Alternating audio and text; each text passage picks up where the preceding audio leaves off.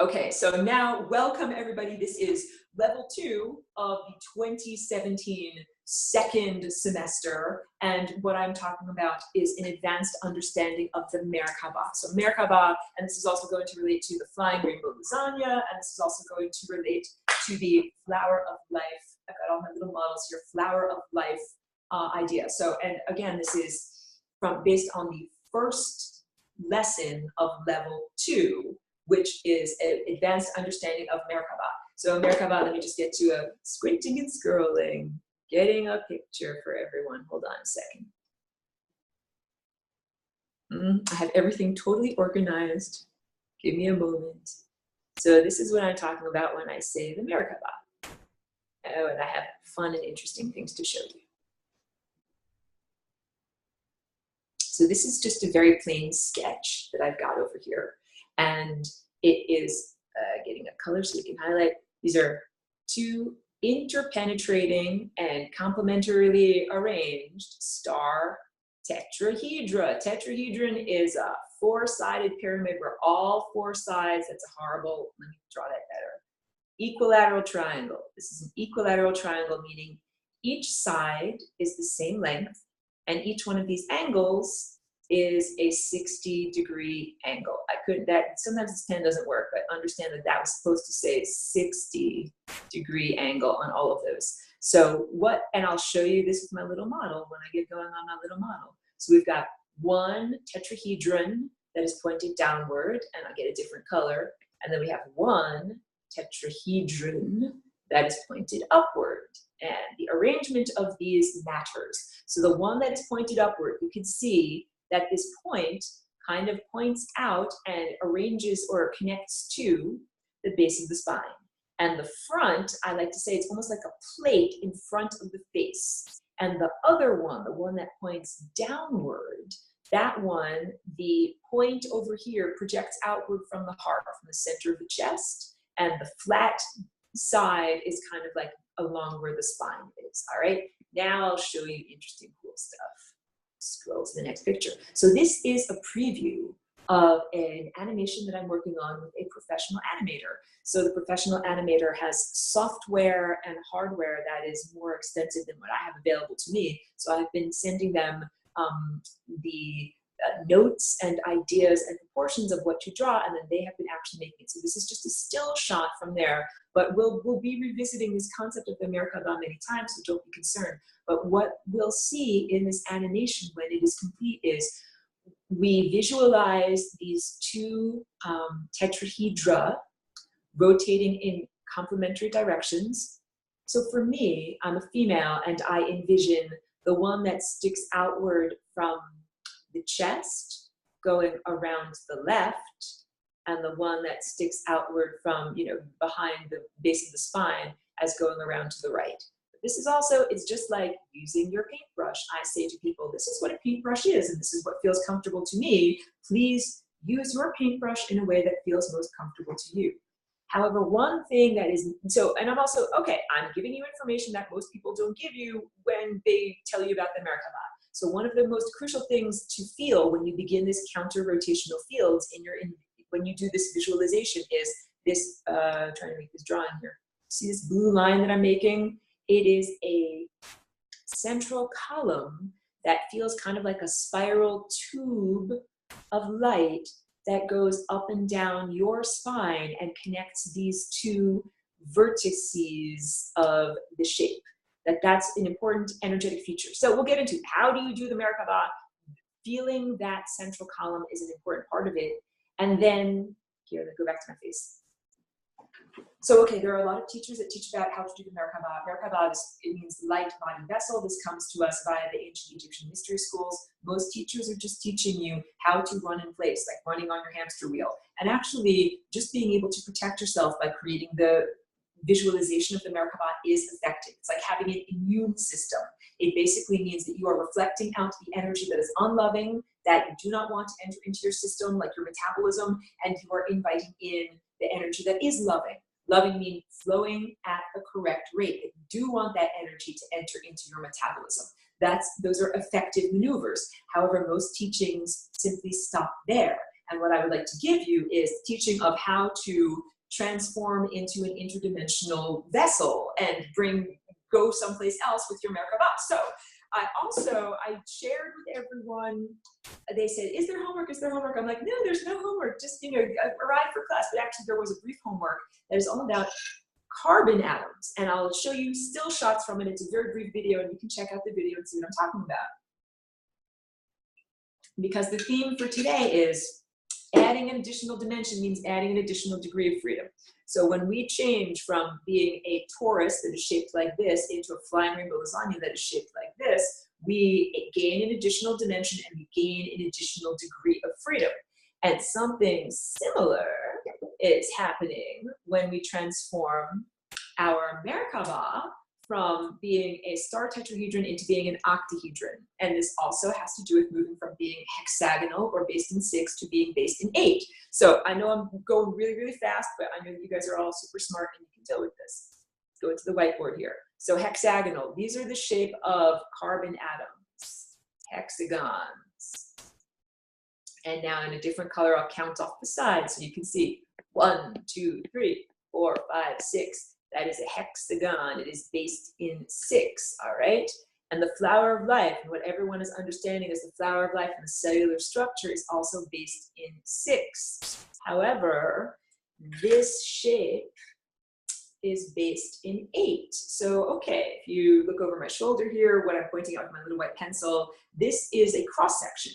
In all of my paintings and all of my drawings, I'll show you an example of one. I'm presuming that everybody has seen all of these, but maybe you haven't, and now is a good opportunity for me to show you. So here is an example of one of these. Yeah, so that is like the front section of this little orange sculpture that I'm holding up. And you can also see that each one of these football lobe shapes is subdivided. We have the larger outer shell that is red and it goes subdivided up to violet in these little nesting, kind of like the nesting Russian or Ukrainian dolls. So what you just saw, that painting that I did over there, that's the front half of this sculpture.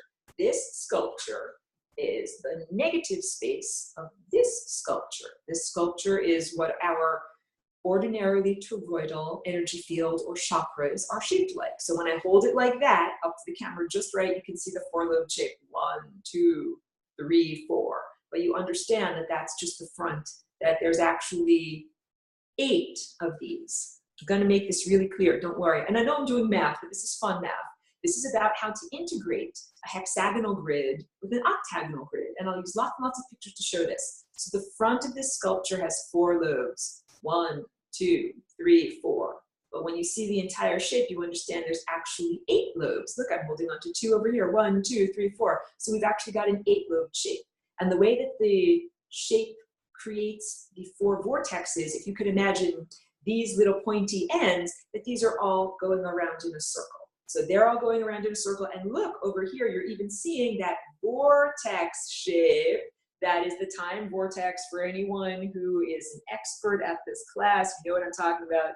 The time here, time vortex. This is shaped like this. This is the time vortex with this is birth over here, and this is infinity over here, and this is the path of least likelihood, and this is the membrane of death, all right? So now we are understanding the relationship between this little rough and ready orange sculpture and how this relates to the time vortices that are made. It's like the positive and negative space, all right? So this is all about how mostly the flower of life is taught. Mostly it is taught as if it is a flat line drawing, and I can call up a picture of the flat line drawing if you want to, but I know that you guys have all seen it, you know what I'm talking about.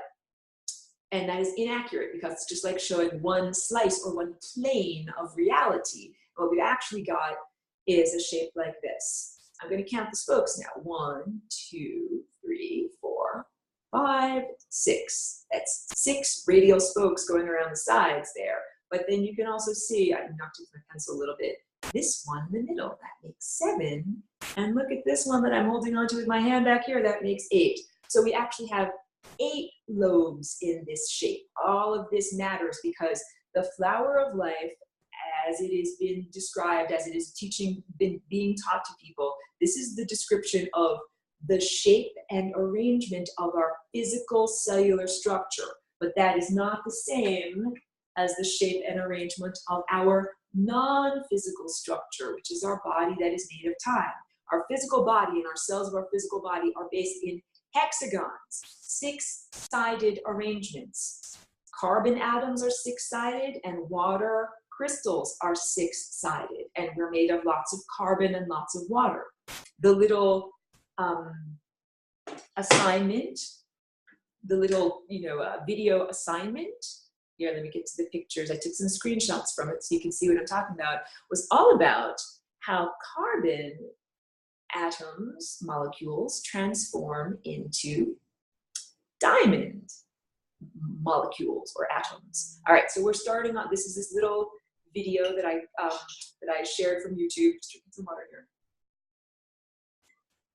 And now I'm gonna highlight, okay, so wait, first of all, what we see here, we see 3 flat planes of carbon molecules that are flat molecules, and this is graphite. This is what's in your pencil lead. And when carbon is arranged in this way, it is opaque. It's kind of black and gray and smeary and not very hard.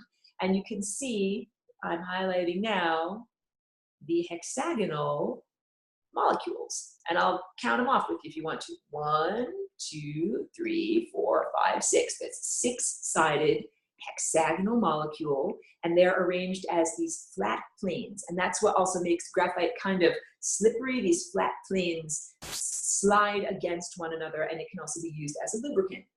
That's very different than a diamond. Diamond is very hard. A diamond is brilliant, or light travels through it. It's not opaque, and it's arranged slightly differently. So now I'm going to show you how we go from being something flat, a flat hexagonal, almost like a chip or like a poker chip. And now I want you to see how this was perfectly flat. Oops, go to the pencil, please. This was flat like this, but now it's not flat anymore.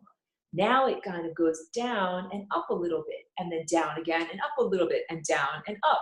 So what we have done, we're starting to make this flat hexagon almost folded a little bit like a Lay's potato chip. That's the next part in the video. And then if we go a little bit further, we begin to see how, remember, we started off with 3 planes, 1 plane, 2 plane, 3 plane. Well, first we took the flat hexagonal molecules out of the flat plane by adding these angles to them. And then we connected them together with these, vertically oriented bonds and arrangement. And that structure turns carbon into a diamond, all right? So all of this is relating to what in Buddhism is known as the Vajrayana body, or the diamond or indestructible body. This is all about, in order to, how experts do star travel, you don't get into a clank metal spaceship and let's turn the key and drive to a new galaxy. You change the structure of your body. And in order to do this, you have to do, it's very hard, you have to practice, it's very difficult to do, and it requires a lot of inner rearrangement and virtuosity. That's why a lot of people prefer, I'm just gonna get in my clank metal spaceship and turn the key and, put a bunch of gas in the tank and make it go someplace, because this other way of doing things is really hard. So the idea is we're bridging the gap between a hexagonal, 6-sided matrix of arranging molecules in the body and an 8-sided octagonal arrangement of energy in the body. So I want to go in 2 directions here. The first thing I want to do is I want to show you here. I know I'm talking off camera. Sorry. Okay. Blah, blah, blah, blah, blah. These are both 2 tetrahedra, but they're unfurled. So we've got, here's our equilateral triangles. Now I'm going to fold one of these together in order to make a tetrahedron. Boom. That's 1 tetrahedron. It is 4 3-sided equilateral triangles, all right? And then I'm going to put the other one together, and then what we've got is essentially what I drew as that little picture with the figure inside of it.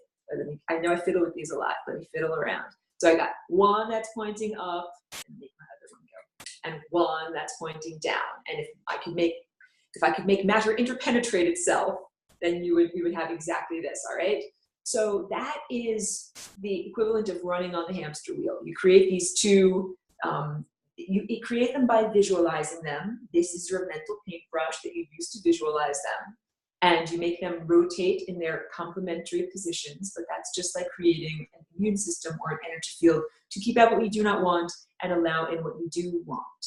In order to travel interdimensionally, what we're going to do is rearrange the faces of these two pyramids. I'm not going to add or remove energy. I'm not going to add or remove matter. Just like transforming the flat carbon molecules that are shaped like graphite, flat little things, and making them into diamonds, I'm not adding or removing matter. I'm just arranging it differently. So what I'm going to do is take these four sides, and instead of having them be arranged like this, one of my sides is going to pop out and it's going to come up here. I hope that you just saw that super slick maneuver. And now what I've got is a pyramid that is shaped like the pyramid at Giza. This has a square base, and the four equilateral triangles are arranged around the top. And this is a magical transformation because before I told you what we have are 60-degree angles at all of these vertexes, but when I put them together like this, up here, this transforms into a 90-degree angle. Let me draw it for you on the whiteboard. Come on, whiteboard, here we go. What we had was only 60-degree angles along like that, but when I transformed it into that new arrangement, these are now still 60-degree angles along here, but this angle that I'm highlighting in black becomes a 90-degree angle. And so what we're doing is changing the arrangement, changing the structure of this. And we don't just do it with one of the pyramids, we do it with both of the pyramids. And when we do both of the pyramids, then they go together square base to square base, like this. And we have created an octahedron. And the octahedron has 8 sides. We didn't lose any of the sides. Same exact number of faces, and the faces have the same angles, but they have been transformed in their arrangement, just like taking the flat molecules of carbon and transforming them into a diamond structure. And let me go back to, I know I'm dropping things on the floor, oh my goodness, I get so excited. Let me go back to that picture that I had of the animation. That animation will be wonderful. It's just not complete yet, and it still needs to have a voiceover, but we're almost there. Okay, so you can imagine that you've got this particular tetrahedron is spinning in one direction, and you've got this one spinning in the other direction, and you've got your beautiful column or tube of light that is coming up the center of your body and connecting those two vertexes. Here's the key thing that you need to do to transform into a diamond body and travel interdimensionally. You need to connect these two edges here, this bottom edge like this, and now we're starting to begin to see this becomes an octahedron. So now I'm going to count out the faces of the octahedron, change into a different color here so that you can really see it. Here's face 1, 2, 3, 4, and then we can't see it because it's on the other side, but there's one on the other side, 5, there's one down here, 6, there's one down here, 7, and then there's one around the back side that we also can't see, that's 8. So those are the same 8 sides that we started out with, but we have arranged them differently. And when I am performing this actual visualization, what I begin to envision is that these pyramids begin to flip end over end, and that is how that connection comes together. Go back to that photo so that you can see. Scrolling and squinting. Here. These two, come on, pencil, work. There, this and this, you can almost imagine this whole thing flipping end over end, and that is what makes that line connect there and that line connect there. That is the crucial how you use this as a tool for interdimensional travel. So let me also say this. This is just like getting a lesson before you go out driving when you get your driver's license when you're a teenager. And I would never say to a teenager, here's the car keys. Like, the car is totally in terrible shape, has almost no gas in it. I give you no map, and just drive off in that direction. There's a terrible, terrible neighborhood you can go explore. That would be horrible. That would be very, very irresponsible. I would never do that. So this is the whole idea. And you know something, I should have said this much earlier in this recording. When I used to teach about the Merkabah, I used to make sure that everyone was signed up in the class, that they had agreed to it, that they understood the heaviness, the responsibility, the profound responsibility associated with learning this information. Like, there's a reason why it was kept as secret mystery school information for many thousands of years. However, I'm not going to pretend that we're in a normal time. I've said to many people, we're in the moment of giving birth. I'm not going to keep any Lamaze techniques of breathing or what you're supposed to do in order to make birth easier. I'm not going to keep anything a secret or say, you really should go through the 6-month training program before you begin to employ these techniques. You need these techniques now. So please understand that using your Merkabah, your light body vessel, requires as much responsibility as driving a physical vehicle, like a bicycle or a car down the road, that you are driving your time body. This is not something to be taken lightly. And that, I mean, in life, we all need to take radical self-responsibility for what we are creating with our mind and the direction that we are going with our energy and with our belief system. When we start to do things like the Merkabah visualization, this is very overtly taking control of our reality creation. And when we do this, we have to say, I take responsibility for what I am doing, what I am creating in reality, what I'm creating with my mind and my body and my spirit, and the direction that I'm going, and how that's affecting others in the symphony of life. So there are crucial caveats to keep in mind. So like I said, I would not encourage anyone to do this maneuver and teleport themselves into the center of a live volcano where there's lots of magma. Like, that's not good. You'd be incinerated. So this is all about learning the map and going on small journeys before you go on big journeys, and also creating encryption. So every time before I do the flying rainbow lasagna dance, I do the flying rainbow, before I dance like a flying rainbow lasagna, I perform the Merkabah around my non-physical energy body as a shield, like an immune system. So I would say that's the first thing that I would encourage everyone to do, is to just practice the basics of envisioning these star tetrahedra, how they interlock, how they interpenetrate, and envision that shape circulating around you. And that's like being able to maintain a healthy energy presence and shield. And then just like learning to become a runner that can run 3 or 5 or 10 or 26 miles, begin to gradually extend your reach and explore ways of using this other technique, turning it into an octahedron in order to go to other interesting places. What I'm trying to say is, and I was saying this on the level 1 recording, many people are interested in things like free energy or 0 point. They're interested, I'm pointing to a light bulb over there. They're interested in techniques for making energy flow through a wire and light up a light bulb. However, I think that you will soon find that it's a very boring or minimal dream. And that what you can actually do is dream a lot bigger, which would be not, I'm going to keep my same structure, like a graphite body, and I just want to find a cleaner source of energy to light up my light bulb.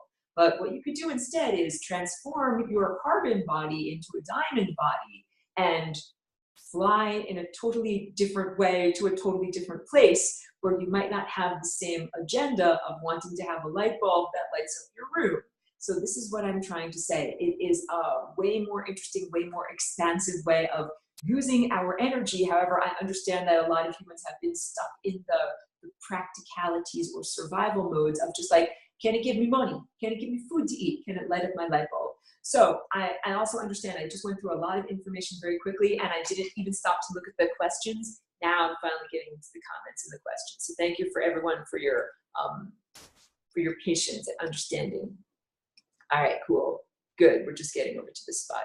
So this person is asking, like a beehive, is it like, I'm not exactly sure what they were referring to.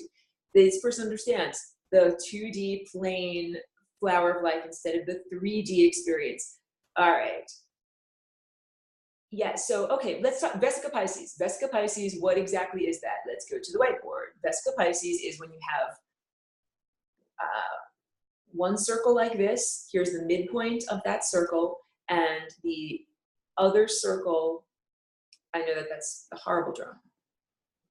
There we go. I'm trying to make two circles of the same size, and here's the midpoint of that circle. So the Vesica Piscis, now highlighted in yellow over here, is this central overlapping area where two circles, if they overlap at their midpoints, create the Vesica Piscis structure. And that is a lot closer to the proportions that are in this. It's a fatter lobe than what is often shown in the flower of life. So the angles are different and the shape of the lobes are different in exactly the same way that we took, this was all 60-degree angles, and we changed it and we added a 90-degree angle by creating that new arrangement, that we basically changed the angles of it. So what I'm trying to say is, if you want to fly to a different dimension, you don't get in your clank metal spaceship and fly there like that. Rearrange the angles of the physical cells of your body and the way that they are rearranged, and then you can go like a key through a lock into a different realm. This is the whole idea. It does not require money in order to do this. I mean, it requires, you have to have a house where it is safe to live and where you can sit quietly and meditate, and food to eat and sunlight and, you know, the basics of that. But I'm trying to say, it's not like you have to get your bank account together and get $1 million in order to be able to do this, or pay someone $1 million, or buy some magic elixir for $1 million. This is, none of this is like that at all. All of this is radical self-responsibility and cultivation of yourself. It's the only thing that's fair. It would not be fair if some great composer, like some larger structured consciousness in the cosmos, decided, oh yes, the only people that are going to get to, you know, reach this level of success are people that have $1 million or $1 billion. It's not like that. The people that reach this level of success, that transcend this level of reality and are able to fly someplace new, are the people that have done self-cultivation and learned how to do this, and actually learned how to play their instruments of their body. Okay, so this person says, and just the most recent question, if you OBE or project, you have reached that diamond. I would say, I would do, yes, maybe. I cannot say that for certain, because this is really a transcendence of the physical level, not merely a projection of your consciousness out of your physical body, but an actual transportation of your physical body by transforming it into a different structure. I'm trying to say your body becomes the ship. And that's what this painting is. This painting is called Vessel, and it is a depiction of many different Merkabahs and chakra systems all together. That's what I'm also trying to say. You don't have to make this soul migration alone.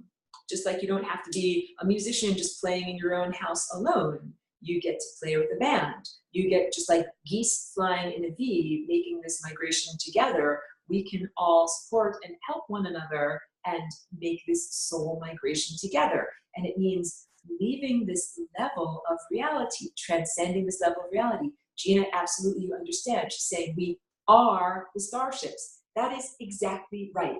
We do not have to spend a lot of money digging a bunch of ore out of the ground and smelting it into metal containers and putting all of our food into toothpaste tubes that we can eat when we fly off the surface of our planet. That's not what we're supposed to be doing. What we're supposed to be doing is cultivating our understanding, cultivating our own understanding of math, but this is not necessarily the math of Arabic numerals and calculations that we might be familiar with. It's visual math.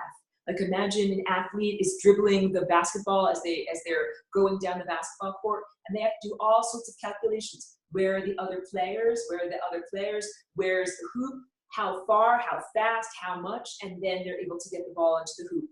It's that type of calculation, or the calculation of a jazz musician that can hear all of the other notes that are being played and can tell, in order for me to fit this, I got to put my pinky here and play this note now and do it at the right time. And so this is the type of math that we are doing, is the math of instantaneous calculations with our physical body, not merely an intellectual exercise or something that we're doing with a calculator that then gives us the formula for behavior.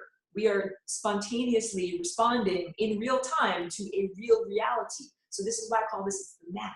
And when you can perceive the map, or this is the musical score, when you can see what the musical score is, then you can tell what's the next thing that's happening. What's the next thing you have to say or do as you are dribbling the basketball down the basketball court so that you can get the ball into the hoop, so that you can essentially live well and live with vitality. Okay, so there's Sue is asking this question. The two pyramids in the star tetrahedron spin counterclockwise. When they are transformed to create two four-sided pyramids joined to their bases, so to speak, to create an octahedron, does this happen by the visualization of them spinning end over end while spinning counterclockwise? Yes, it does. You understand that perfectly. She says, I was just thinking that the sides unfurled and rearranged themselves into the tetrahedron, but I couldn't see if they were supposed to spin. So the question is, does this new shape then spin? This has been tripping me up in practice. I can see it in form and theory. Okay, all right. Excellent question, and you're doing beautifully. Yes, the answer is this tetrahedron keeps on spinning around like this at the same time, and the other one does too, as it starts to spin end over end. And this is how, and I need to drink a little bit of water. Good, go back to my photos. You'll see this in the animation. Like I said, it's not finalized yet, and I'll be able to share it in future webinars as soon as it is. Here, this thing go on. So in the animation, this, and the reason why this looks a little bit, here, get the pen going, why this looks a little bit blurry down at that edge that I just highlighted is because that is spinning around, and this is spinning around too. And then the very final thing is that you can imagine that end over end spinning that creates a line that seems solid here, and that is the next dimension, that is the next movement, it is the next level that we reach in order to rearrange the shape of our physical structure and integrate with this non-physical time body. And it's a lot. This is also what I'm doing right now.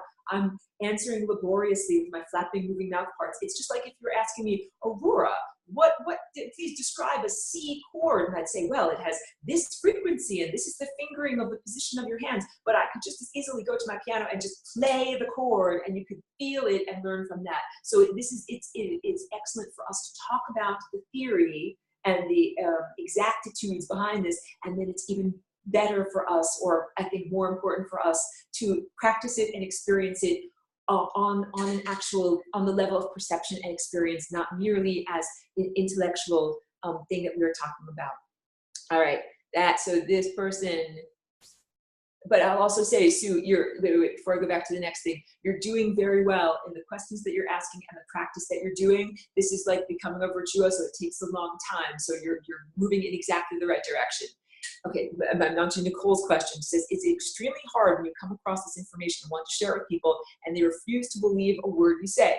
Oh my goodness, story of my life here as Aurora. So I've been here since 2001, and I'm like, here everyone, here's the flying rainbow lasagna. You can transform on a genetic level. And people were absolutely not eating lasagna at that point. And I had to understand that, like, people's minds had to be prepared like a super saturated solution. You know, like water with a lot of sugar dissolved into it. And if you have a super saturated solution, then all it takes is one tiny seed crystal dropped into the solution for everything to crystallize. I had to, because I was, like I said, I wanted to immediately be eating light. I wanted to immediately transcend this level of reality. I wanted to just say to everyone, here's flying rainbow lasagna, you know, go to it. Let's all jam together. And I had to learn, wait, first, we need to prepare the supersaturated solution of everyone's mind, of human culture. And then humanity is ready to have the concept of the flying rainbow lasagna dropped into them. So what I would say is, although it may be challenging, try not to get too frustrated with people that when you try, like, it's like you found a wonderful new restaurant that serves wonderful lasagna and you want to tell them all about it. If they can't understand it, or if they don't think they like lasagna, or if they don't even know how to eat lasagna, if they've never had it before, don't be too frustrated. It might take them years of preparing their super saturated solution before they're ready for the seed crystal to actually come inside of them. So that's how I'm not insulted if people don't initially adopt my work, or if it takes time for them to learn it or to accept it or see the value of it. And also, once people do, some people love lasagna from the beginning, and I love that too. once people find lasagna and they're enthusiastic, it's just like getting a piano. I remember I have an electric piano. When I first got it, I was like, woohoo, I have a piano now. This is so awesome. And I like, you know, played a very clunky song. I didn't play it very well. It took me many years. I've been practicing my piano now for like 8 years. Now I play songs that sound good. So please, to anyone who is just getting going on lasagna and Merkabah and working with these concepts and working with your body, please don't be unduly frustrated, because your body is even more complex than an electric piano, and there's even more things to learn about how to play your body as your instrument effectively. So please don't be too frustrated, don't compare your progress to others, and keep going in your own authentic direction. That's the best thing that I can do as an art or music teacher, is to inspire people to practice their instruments and innovate their own songs and go in their own unique direction as an artist. So that is what I do. I don't want other people to copy my artwork or be exactly like me, or wear a dress exactly like me, or walk and talk exactly like me. I want each person to use the Flying Rainbow Lasagna to transcend whatever limitations or difficulties or constraints they have. You know, some of it might be cultural or familial programming about what you think is possible in your life. Some people might think, oh, I could never be a pianist, I could never be a musician, because maybe your mom and dad programmed that into you. But each one of us has that potential inside. Or maybe your mom or dad programmed in, you could never be a ballerina, or you could never be a surfer. But we have these capacities inside of us. That's really more of what it is. I think it's beyond even transcending a physical limitation, like if you have an amputation or if you have brain damage or any kind of thing like that. It is easier to transcend the physical limitation sometimes than it is to transcend the familial or cultural programming of limitations as to who you are allowed to be and what you are allowed to do and what type of life you are allowed to live. Like, there's a lot of cultural judgment about you're supposed to go to your job from 9 to 5 every day and all the behavior that you're supposed to have. And once you start to fly Rainbow Lasagna and you start to re-examine those cultural programs, other people around you might say, who do you think you are? Who do you think you are to live differently than everyone else around you? And that's pretty much like saying all of the musicians who aren't playing very good music are like, wait, you're changing your tune. Who do you think you are to start playing the right notes and to achieve vitality and health and joy? And it's like, well, you're actually supposed to be playing that music. That's exactly what you're supposed to be dancing like. So let me just go into a few more Q&A. There we go. That's a good one. This person saying that she usually asks, how bad does it have to get before you wake up? Where to start an absolute newbie? Well, the answer, that really, it's like, how hungry are they for lasagna? And that, like, I never condescend to anyone. I always give everyone the full lasagna from the beginning. And I also understand that for some people that might just be overwhelming. So where to even begin? I guess it's with the idea of expressing your own journey as a template that others can follow if they want to. So it's like anything. If a person has been in recovery from drug addiction, or if, you know, they had a car accident and they got better, it's like, this thing that happened to me and now I'm this. So a good thing to say to others, if you have found value in transforming, it's a metamorphosis. What the Flying Rainbow Lasagna is, this is a metamorphosis into a multidimensional human being, just like a caterpillar transforming into a butterfly. And it means that we perceive differently. The butterfly has different perception organs, has different nutritional needs, and has different behaviors. And that when we become multidimensional beings, we perceive differently, we perceive time differently, we start to behave differently, we start to have different behaviors and nutritional needs. And at a certain point, we transcend the caterpillar culture because we have now become higher dimensional beings. So this is what we're talking all about. I see a few more questions here. So one question is, earrings. Yes, I'm so happy. Flying Rainbow Lasagna earrings are available on Etsy, and I have necklaces too. So I'll leave a link in the archive for this. And I'd like to say to people, they're decorative. Just wearing the earrings doesn't necessarily transform you into Flying Rainbow Lasagna. They're decorations to inspire you. And a few more questions. Oh yeah, thank you so much. I appreciate it. You know, it's very true. I tell people, when you contribute to my Patreon account, or when you buy Flying Rainbow Lasagnas or prints of my work or any of that stuff, It helps keep the lasagna flying. That is the whole idea. This is like an ecosystem of connected consciousness, and that we all can help one another on this journey that we're doing. So yes, it absolutely helps to sustain my journey when people buy earrings and enroll in the class and contribute to the tram. And I thank you to everyone who does that on a regular basis. I have some wonderful people. I'll make bejeweled earrings, I promise you. Someone was just asking for that. Okay. I think there was one more question. Yes, okay, well, I'll respond to this last one, then I'll end the recording. Nicole says, when you learn these things, it kind of makes it harder to live in, you know, in the regular, in the conventional world. I really understand that. And it's just like if you have, if you've transformed your diet and maybe you don't eat fast food, or maybe if you don't smoke tobacco anymore, but you're around people that eat at McDonald's and they smoke tobacco and they have a horrible health lifestyle and very stressful. And you know something, it is a challenge to live in the world of people that are unconscious, or that they are not loving towards themselves, or that they're simply not good musicians. They're playing music that's like, that doesn't sound that good. So what I would say to everyone is, tune your own instrument. You can't control other people. However, you can inspire them with your own template of your own existence. Tune your own instrument. Be joyous. Find other good musicians to jam with. Like if someone else is playing horrible music, don't play with them. Allow them to play with musicians of their level, and find the musicians of your own level that you enjoy, and continue to mutually inspire one another. And this is literally how we transform the planet and human society. That's what I was saying, the antidote. We are building and growing the antidote here in the petri dish of this planet that will reverberate outwards and really perform a massive healing on many, many levels. So I'm going to end on that note, just the recording, and then I'll continue with any other questions. So thank you so much to everyone who's been tuning in. Let me just end the recording for right now because it's getting